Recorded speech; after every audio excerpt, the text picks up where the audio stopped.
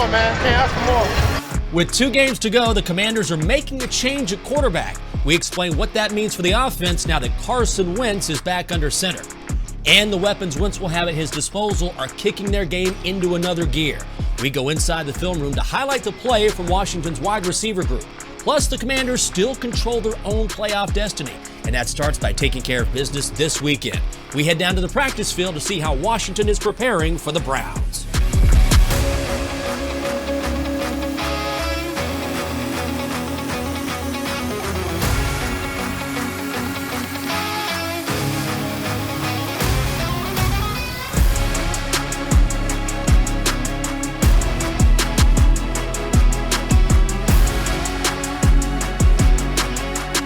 How you doing, everyone? Welcome to Command Center. I'm Michael Jenkins, sitting in for Judah Donaldson, London Fletcher, Santana Moss. How you boys doing? Good, Mike. What's up with you, buddy? It's good to see you as always, and good to see you. It's been a minute. Yeah, I'm doing great. Well, I'll tell you one thing. This is about as good as it gets in the NFL. Win and you're in. All these guys have to do is win out, and you have to love controlling your own destiny. Yeah, you absolutely want to love controlling your own destiny, and not only having 2 games, hey, we win these 2 games, but the games are going to be at home, so you love that aspect of it. Controlling your own destiny, win these 2 games, we're in the playoffs. Yeah, it's do or die, and these guys pretty much know that, so I'm looking forward to it. Well, now the big news is that head coach Ron Rivera has made it official. Carson Wentz is the starting quarterback for this team with 2 games remaining in the regular season. Started the team's first 6 games of the season before breaking a finger in his throwing hand during the Commanders' Week 6 victory against the Bears. Taylor Heinicke started the next 9 games for Washington, but after going 0-2-1 in the past 3 games, it was time for a change. Here's a deeper dive into the 2 Washington quarterbacks this season. Taylor Heinicke has the better overall win-loss record, but the Commanders are averaging about 30 more passing yards per game with Wentz under center. However, in 3 fewer starts, Wentz has been sacked 23 times compared to just 19 for Heinicke. Santana, I want to start with you here. Now that this change is official, what does it mean for the offense moving forward? That's to be determined, honestly. Yeah. You know what I mean? When you watched Wentz before the change, and then you look at the change and saw what some of the things that Heinicke brought a little different energy to the offense, a little different moxie in his play, and the offense was kind of stagnant before Wentz got out. So I'm hoping with the time off, Wentz got a chance to see things a little clearer, got a little more depth into the playbook, and now he could come in there and do some of the things in the passing game that we haven't done the last 3 weeks. I'm expecting to see. You got to think when Carson was a starting quarterback, this was a totally different offense, more pass-oriented offense. Now, with Carson, or lately, it's been more run dominated. We've been running the football, almost 70% of the time. I want to see Carson in this new offense with this offensive line a lot healthier. Him having a chance to kind of recalibrate and look at this as a new opportunity for him. I think the offense should open up a little bit more. Teams won't be able to stack the box as much, and we'll be able to take advantage of some of our opportunities more in the passing game. So Santana, I want to build off that a little bit. Yeah. Do you think with Wentz, he definitely has a bigger arm, no question about that. Does that open up the offense more? It does. I think too, when you see some of the things that occurred when Heinicke late in the last few games, is not being able to step up in the pocket because of not having that much of a pocket, but being a shorter guy, can't see over those guys, and then him knowing his limitations in his arm, not taking those chances when he see him because he can't be late. With Wentz, if he doesn't see that guy the first time, the second time, he could come back to that guy and hit him down the field. So now teams and defenses would be like, okay, now we can't take advantage of being all tight and stuff. So I do believe it opened up a little bit, and I also believe that what London just talked about when it comes to our run game, that's going to give Wentz a better look too, because I think before we didn't have that run game when he was at quarterback. So when you're a receiver and you have a change like this, how does that change your preparation? How you get ready? Mentally, I'm messed up. I'm gonna be real with you. Yeah. We make it sound good. We say, hey, it goes with it. Mentally, you're gonna have that kind of, because we all are human and we're gonna get comfortable. I'm one of those guys. If it ain't broke, don't fix it. So I'm always want to be. I'm stuck in that moment and saying, hey, if I'm having a better stretch with with Heinicke, now you're messing my flow up. So these guys have to be pros and say, hey, we got to go out there and roll with the punches. But I'm sure mentally they're going to have that in the back of their head. I'll look at it from a defense perspective, as a defense defending now the Washington's offense with Carson at quarterback. Now you'll have to prepare a little bit more for the passing game, a little bit more for the drop back passing element of that, as opposed to your defensive game plan was geared strictly and a majority on stopping the running game. You have to spend more time being able to defend our passing game. probably more vertical passing game, and not just say, hey, we can gear up. We stop the run, we'll stop Washington's offense. So it's going to be a more difficult challenge for defenses to face. Well, let's take a look at the receiver room that Carson will be working with this weekend against the Browns, and he has some weapons for sure. Terry McLaurin recorded his 20th career touchdown in last week's loss to the Niners, tying him for 15th most in franchise history. Meanwhile, Jahan Dotson has the second most receiving touchdowns by a rookie in franchise history as well. For more on what they bring to the offense, let's throw it over to Fred Smoot and Logan Paulson. It's time to go inside the film room, presented by Amino. It pays to be healthy. Thanks, Jenks. You know, there wasn't a lot to take out of this game offensively. Really big of a little bit of a slog, had a hard time running the football. Yeah. But Fred, man. The wide receivers Oh, showed up my to play. gosh. The They wide showed receivers, up to man. play today. And it makes me excited because I'm like, man, this guy's going to be here. Jahan's going to be here for a while. Yeah. Terry's going to be here for a Be for a while. while. Curtis He's is going to gonna be be here for a here for a while. while. Hey. So, man, they have some playmakers here that get you fired up because They they're do. making a ton of plays. So let's take a look at this first play. They're going to run a little bit of a boot action here. Great job by Heineke. Inside release by the receiver to a corner route. Yeah. And not a lot special going on here, but just finding the zone here for Jahan, getting in this space. Really excellent. Tell us why you love this Oh play. my gosh. Tell us why you Man, watch it play you know, 1,000 I times. watched Could it you 1,000 please? times. Watch his eyes here, Fred. Like Yeah. he looks here, he has the ball fake. He checks out. Oh, Nick Bosa's coming. I got to run away. I got to outrun the safety. On the run, Nick Bosa full speed drops this ball in the pocket. Excellent job by Jahan. Excellent job by Taylor. And I gets me excited, Fred, because I love guys making plays. I love guys making plays, but let me tell you something about Dotson. The way he sets up routes, Yeah. the way he get in and out of cuts, perfect speed, never too high, never too low. This guy has a bright future. Bright future, and that's what I want you to talk about in this next play, because this is a double move. It got called back for holding. He's up here at the top, little stop and go, right? Yep. Up, and go. And I love how smooth he is in out of the breaks. But again, the DB does a pretty good job here. He's there. What about a guy who can make this type of contested catch? And see, Fred? that's the difference between a college wide receiver and a pro receiver. Pros don't need to be open, not to make catches. You got to get the ball at the highest point. They teach you that in elementary. Yeah. Not only does he get it at the highest point, he secures the ball, but now look at what he does with his back. Yeah. He blocks him off with his back, and that's PhD. Yeah. And when it comes to wide And receivers. he just is getting better each and every week. And like you said, Fred, maybe 1B now, right? No, 1A? he's not a 2. Yeah. He's a 1B. He's a 1B. That's exactly right. And then who's he playing 1B to? Terry Terry McLaurin. McLaurin, right? And he would give me nightmares. I'm so glad I'm not playing football anymore. And you said one of the things you liked about him is his speed, Fred. And on this play, he's just running straight. And he's showing off his excellent ball skills off of a play action pass up here up top by Taylor. And Taylor just says, I'm going to arm punt this sucker. But see, this is what puts a cornerback to sleep. Rewind it. Yeah. You see he's at a constant trot. Yep. He's never overworking himself. He's never overextending himself. He's going into this very smooth. It's like a Camaro. I get you right there, and then I just shoot past you. Yeah, and you love and then you, like the smoothness of it. I love that you pointed out. And then this ability to contort and make this play under duress, Fred. We've seen it so many times. Yeah. Now we just accept it. This guy makes great plays all the time. All the time, and I think he's one of the best contested catch receivers in the NFL. So two things to point out here. One, Jahan dices this route right here. This safety's got inside leverage. He kind of lulls you to sleep. Yeah. Breaks across the face. Taylor doesn't like it for whatever reason.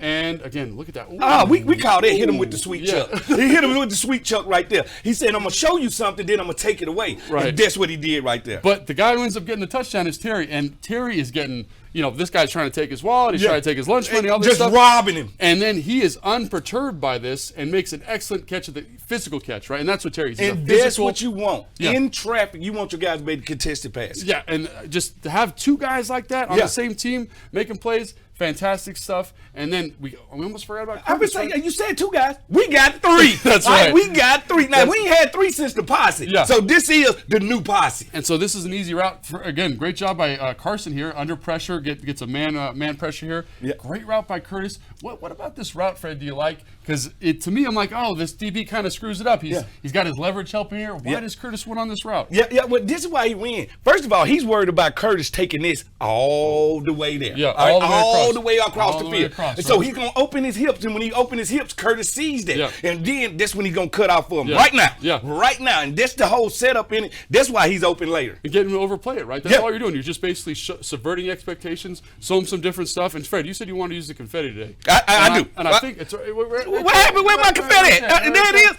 is. Do it, man. Yeah. Do it. I want it all over the place. Do it. Confetti everywhere. Yeah, we can go confetti all over the place, right? Get it all going, right? Because that's how exciting these receivers are, Fred. You got three guys who can make plays, beat man-to-man coverage, and make contested catches. That gets you excited, and it's all about kind of, obviously we're not talking about the offseason yet, but can these guys continue to make plays? I think so, Fred. I think it's a bright future. Bright future. I need sunglasses. Well, this past weekend, Derek Forrest recorded his 4th interception of the season, and that is tied for the most in Washington over the past decade, 10 years. So who is the last player to record more than 4 interceptions in a single season for this team? Santana, any clue? The last player, I think I played with him. Let me see, D'Angelo Hall. I believe he had 4 in one game one season that I was playing with, so he had to have 6 that year. That's a good guess, London. Me. It was you. It was. He had 5 in 25. Get out of here, man. D-Hall had, I think. He had 6 in 2010, I believe. Or Yeah, 2010. I had mine in 2012. Yeah, okay. Yeah, Excuse I was me, like, London. I know I had. Let me brush it off. Your boy has some hands, man. Calm down, London. What's so funny is I looked at you and I looked at London. I was like, London knows. I just knew it was D-Hall. I'm sitting here saying to myself, I don't think nobody else got over 4 picks. Oh yeah, That's what's up, London. Yeah, the ball is they came in bunches that season. It was like the second part of the season. It was like I was picking the So ball you had off 5 that year. I had See, 5. I'm so used to London, man, smacking heads, man. I ain't think about his Yeah. hands. He did have some hands. I ain't even think about it. Well, coming up next, we're going to send these guys down to the practice field to see how the Commanders are getting ready to snap their winless streak when they host the Browns this weekend. Keep it right here. Hey, what's up, guys? Coach King here. My organization, the King Group NC, has partnered with One Warm Coat for my upcoming coat drive this Sunday. So help us out by donating your new and gently worn coats at bins all around FedEx Field this weekend at all entrances.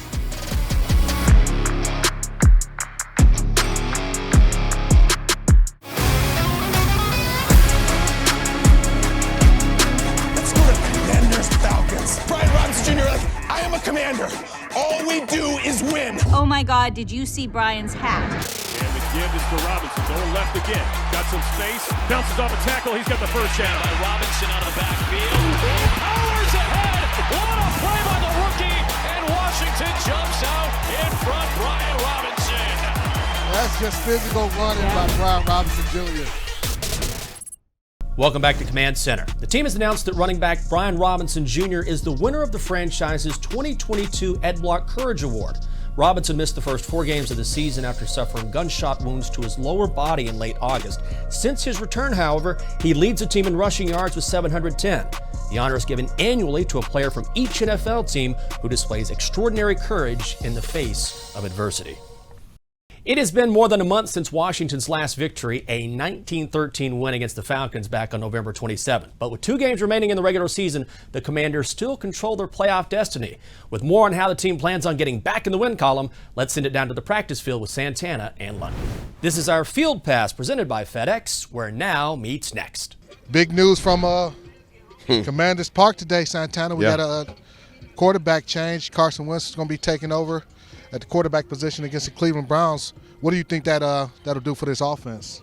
You know, I'm a little quarter in between. I'm not big on change. I'm one of those guys, if it ain't broke, don't fix it. I think this was kind of like one of those situations that we didn't want to see happen. But with us not kind of being in that standstill situation the last few weeks, the last 3 games, you can say that the offense really haven't put up enough points, especially in the red zone. And we've been seeing some of the same things, occur through those games as far as just the pocket protection and not, get rid of the football and having those turnovers.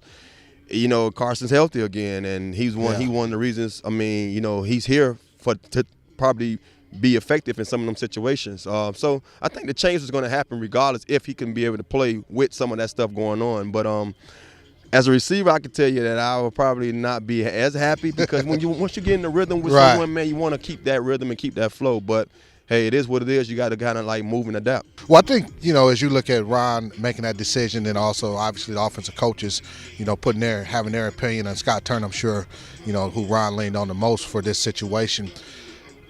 They want to see what Carson looks like in this offense. With this run-oriented offense as opposed to in the beginning of the season, first 6 games that Carson started.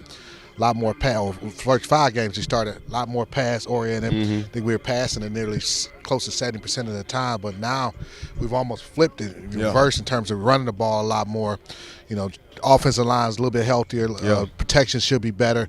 So they want to see what he brings, and will it be able to open up the offense even more in terms of the passing game? Because defensively, just from my perspective as a defensive player, if we got a team that we don't respect the passing game, we're gonna load the box and dare you to beat us throwing the football. So I think it'll open up the passing game even more so. Yeah.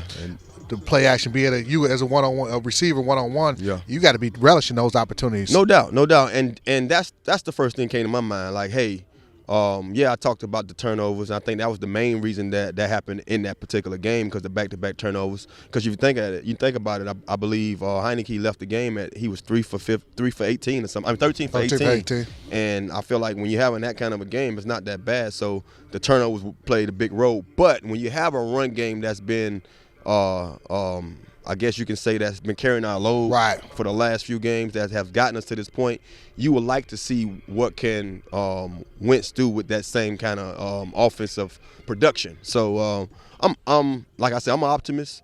I'm one of those guys, it is what it is. Like I would love to see that this team's energy be the same. That's the thing I'm worried about the most. I know Heineke brought a different kind of energy, so I'm hoping that these guys keep that same mentality, Wentz at the helm. Yeah, you want to see, offense and the team rally around Carson now, because you understand what's at stake. Yeah, definitely. We got 2 games. Win these 2 games, we're in the playoffs, and that's what you got to do. Worry about rallying around Carson, provide him the support that he needs, whether it's from a pass protection, catching the football, whatever the case may be, from run blocking, all those things to make it, as seamless as possible, so he can go out and do the job that Coach Rivera and Scott Turner feels like he can do.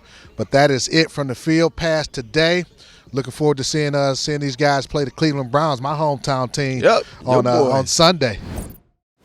Ring in the new year with the Washington Commanders. The Commanders host the Cleveland Browns on Sunday, January 1st at 1 o'clock at FedEx Field for their fan appreciation game featuring tons of giveaways. Plus, they're honoring the legendary Hogs. Coach Joe Gibbs will be the honorary captain for the game, and the team mascot will be revealed as well. Tickets start at just $50. Visit commanders.com/tickets to get yours today. And yes, the team will be revealing their new mascot on Sunday, and this graphic has been dropped on social media teasing the release. It's all sponsored by Pepsi Zero Sugar, so with the purchase of any concession item for the entire game, fans can receive 12-ounce Pepsi products for only 99 cents. That's while supplies last, and it should be a fantastic day. Speaking of the Hogs, we take a trip down memory lane with a special message with Hall of Fame head coach Joe Gibbs and his offensive line group. You don't want to miss it.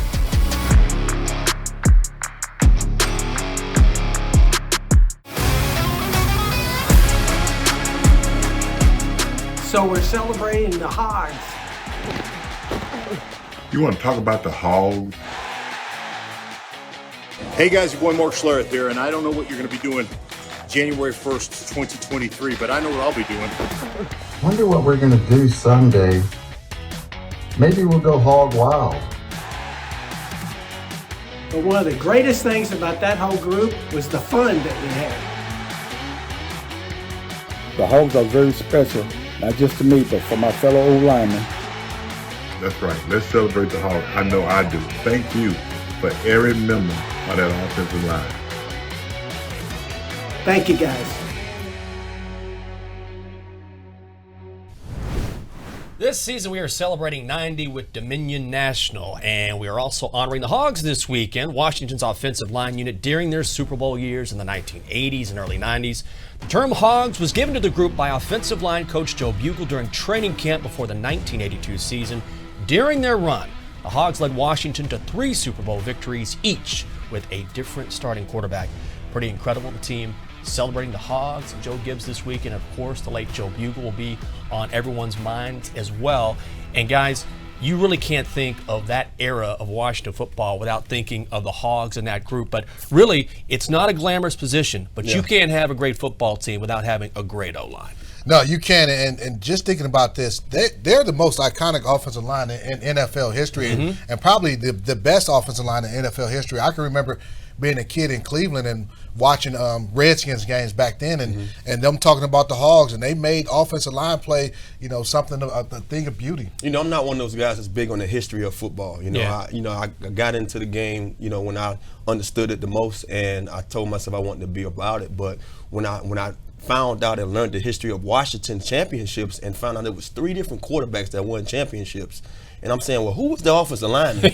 So when I heard it was the Hogs and these guys was always there, then, it was no question in my mind why these guys are represented the way they should be, this weekend. And they were coached by, you heard Joe Bugle, a legendary offensive line coach. He was here when Coach Gibbs came back the second time, and Joe Bugle, one of the best offensive line coaches in the history. He should be in the Pro Football Hall of Fame because of the imprint that he had on the game of football. Just a tremendous coach. I was going to say, he seems like one of those guys that even if he wasn't your position coach, you had a tremendous amount of respect for him. So in the offensive line meeting room was right next door to the linebacker room, and we used to. Well, we didn't even have to put our ear to the wall. He used to light up to these guys. He wasn't that big, but he would MF those guys, man. We just sit back and listen to him just go after those guys. You can see why they played so well. He was a great guy, man. I remember I got here in 2005, and one of the things you always know, I've been around this game for a long time, and when the coaches start liking you and want to talk to you outside of your room, you know you're doing something special. And he was a guy, I would walk down the hall and he would always stop me and have something to say. And that let me know that I could be one of his guys, because he was like, hey, I like the fire you have in you. And I'm listening to, because you talking about your room, we had the big room, and his room was next door to our room as well. So we used to sit in there and be like, man, I'm glad I'm not an offensive lineman. Right. He tore a hole in their behind. But I love the coach, man, and I love what those guys stood for. Yeah, a legend, no doubt. Santana Moss, Thunder Fletcher, I'm Michael Jenkins. Thanks for being with us here at Command Center. We'll see you next time.